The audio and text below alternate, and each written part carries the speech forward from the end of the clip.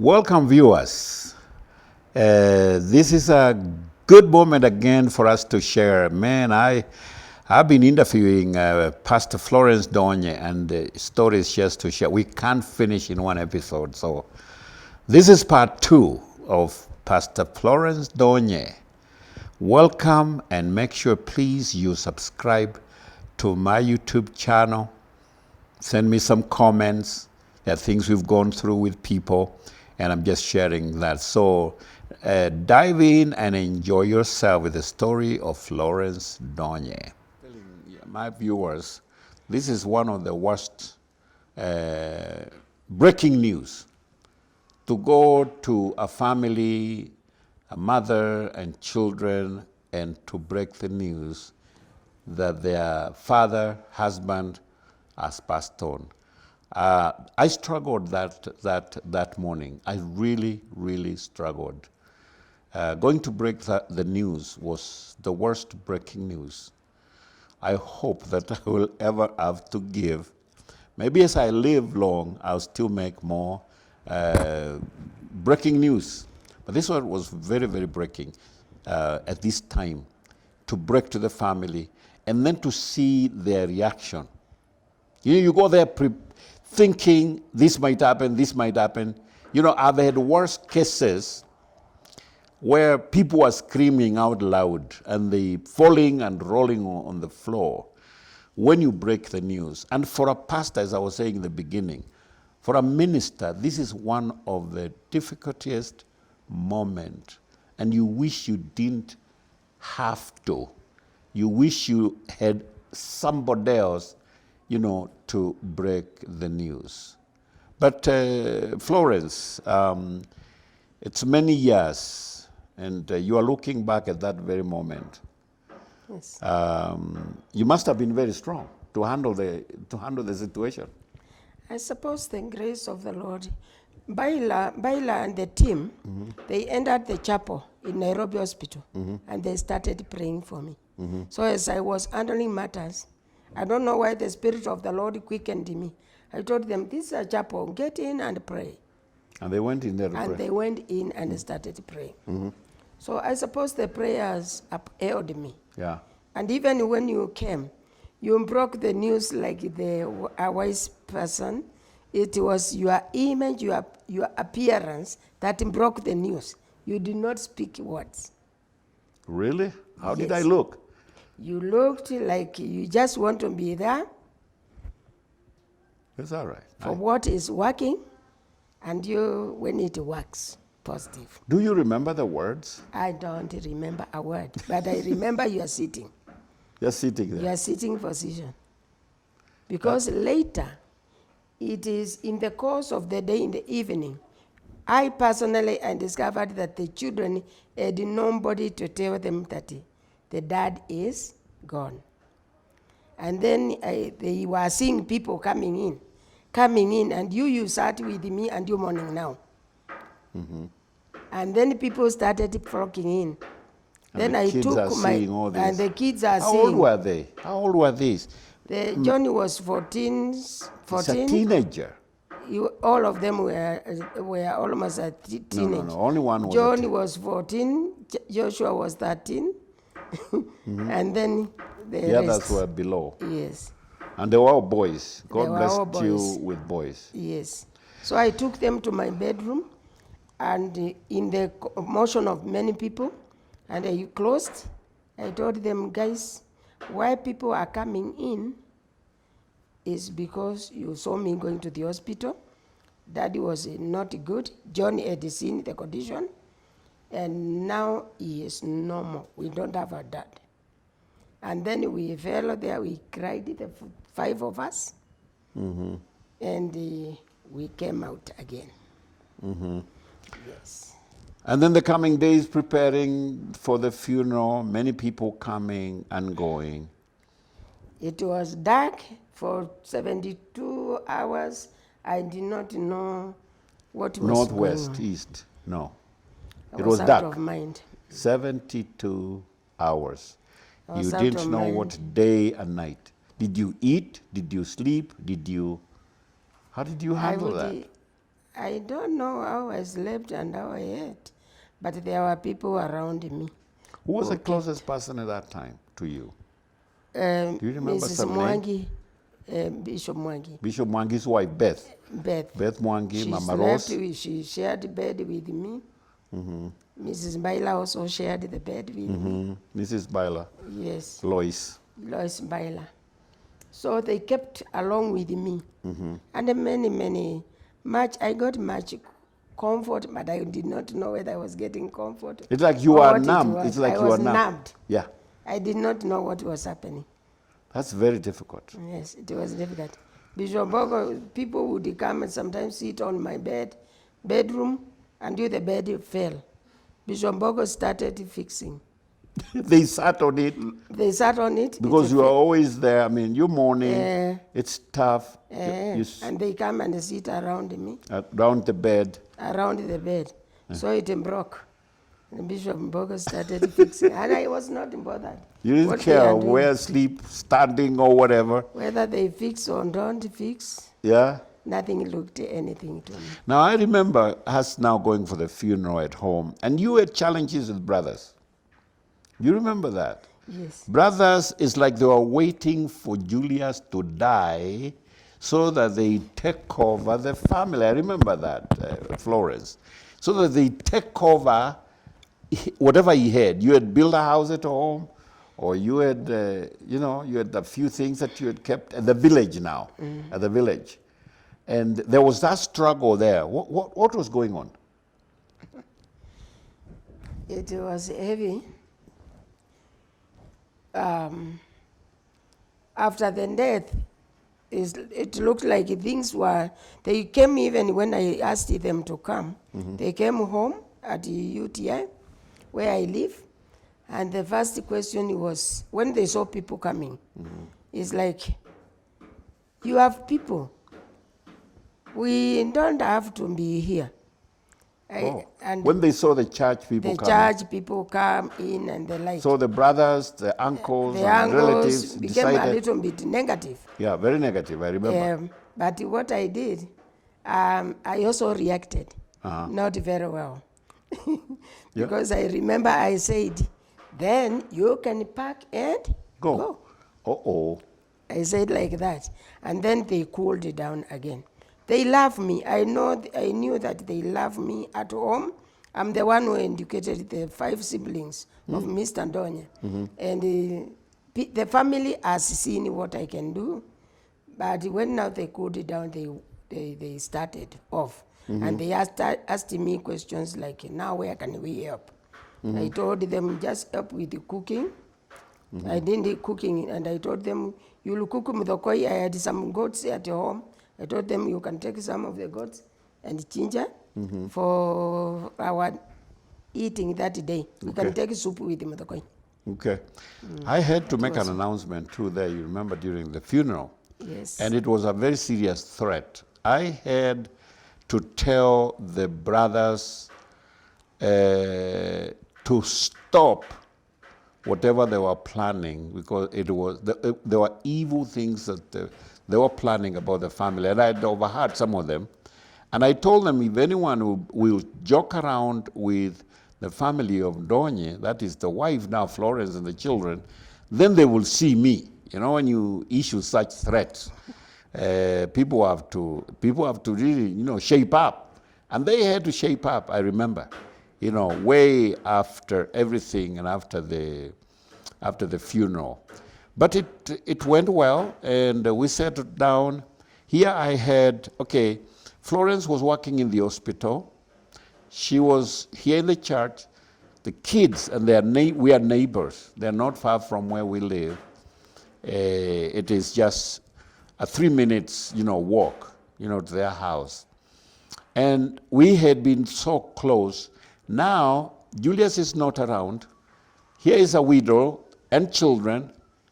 And, we have to think about a lot of things, in the future, their education, their discipline and all that. And then, Mrs. Ndonye, I don't know whether you can remember, you got sick. You're a widow, You got sick, you're working in the hospital. Were you admitted at the hospital? Yes, For how long? for like more than 2 weeks. More than 2 weeks. Now, tell us what happened, because I remember one of our nurses who worked there came to tell me personally that they had Mrs. Ndonye on the theater, on the table, whatever you call it, and the doctor went in and opened a stomach, and what he saw, the swelling, the tumor, whatever it was, he could not remove. These are our own words. And he closed her up with that problem. Do you remember something like that? Yes, I do. Just tell our viewers a little bit. What was it? Yes, I fell sick in a single night. I was taken to the hospital, and the doctors, I went into shock. And the doctors decided I must be opened up. We call it exploratory operation procedure. You open to explore. You open the stomach. Yes. You know, you're talking about open as if it is a book. From the inside. Then, because they could not make diagnosis on the other parameters of examinations, lab tests, and the like. So they chose the opening, and they opened, and by the time they took me to theater, let me say, I wasn't aware. I did not consent. I went into shock. I even could see Mr. Ndonye ahead of me. Whoa. And I remember making a prayer. Lord, spare my life for the sake of these boys. I said it just like After you had seen Mr. Ndonye ahead of you. Walking ahead of me. So you are in a green grass place. So you had already left this world. I had I think I had left the world, and I was seeing him walking in a brown suit. Uh-oh. So, Hey. so I asked the Lord to spare my life for the sake of these boys. I don't know. I had Psalms 91. And then that was the end of me. I got lost. I found myself the following day. So the explanations that I got is that I went into shock. The doctors had to make a decision on what to do. In the theater, the doctor decided, Dr. Wayenya was a new doctor in our hospital. I did not become accustomed to him. So he was the one on duty. He took me to theater, he opened. A nurse who was leaving the hospital, loved me as a sister, a Christian sister. And she said, oh no, even if I'm leaving and it is Mrs. Ndonye, I'm getting back to theater. She went back and they opened me. And then when they opened, they saw the pancreas was quite inflamed, and they did not know what was the cause. So they suspected it could be a tumor. And since there is nothing that they can do with a pancreas, and it cannot be removed, they just saw death. Then my status went down, the blood pressure went down, the pulse rates and all that. The doctor closed up, and then after I regained a bit, I was wheeled to the ward. And then the following day is when I was getting the results. And everybody was worried, and the thought in the mind of the doctor was that this must be a tumor of the pancreas. A pancreas is something that you cannot replace in the body. Is that right? Yeah. You cannot replace it. Is the one that and you can't repair it. You cannot repair it. You can only repair it like in diabetes, where you can control you can use other hormones or whatever. drugs, the drugs, because it is the one that gives us the insulin that distributes to the cells, serves the cells. So yours was down. It was swollen. It was discharging. It was discharging, whatever it was discharging, fluid, maybe fluid. And so the doctor, you see what? You see, what the nurse who was there from the church, I won't mention her name, she came here and called me, and she was in panic, telling me the state of Florence. It's not good. You see, let me describe here Florence. Florence, being a family so close, ministry, family, and 4 boys was left with her to take care, and now she is sick in the hospital. This lady tells me the doctor could not remove the tumor. He just closed her up, and we don't expect her to live. Those were her words, the way she put it. This is what I was saying in the beginning, one of the most desperate prayers I had to make. Because here I could smell the responsibility, a big responsibility. 4 boys being left in my hands, they're all teenagers, and having, all kinds of challenges, because boys going through such without a father. And they ask God questions like, why, where is my father? Why did you have to take my father? And they get an offense. They get defeated in life. I saw darkness coming, and I prayed desperate prayers. I said, God, you are not going to take Florence. Florence is not going to die. And I'm telling you today, how many years, Florence? About 16 years. 16 years since we prayed these desperate prayers. And Florence is here, 16 years living. So apparently, God heard that prayer and healed Florence Ndonye. Hallelujah. But that, I feel like I need to share this with you and bring her on so that God is still doing miracles, because He's done it for Florence. Amen. Even though the husband went to be with the Lord, she's still living to take care of our children. Today, Florence is a grandmother. How many grandchildren? 4. 4 grandchildren when we are talking about this. Yes. God is a miracle worker. Trust in the Lord. Believe in the Lord. Give your life to the Lord. Serve the Lord when you can, and God will bless you. My friend? Well, friends, that is all the time we had for this episode. Listening to Pastor Florence Ndonye. I know some of you out there, you might have been going through a very tough time or challenges in life, just like Florence Ndonye in her life, with her husband dying, herself getting sick, being operated on.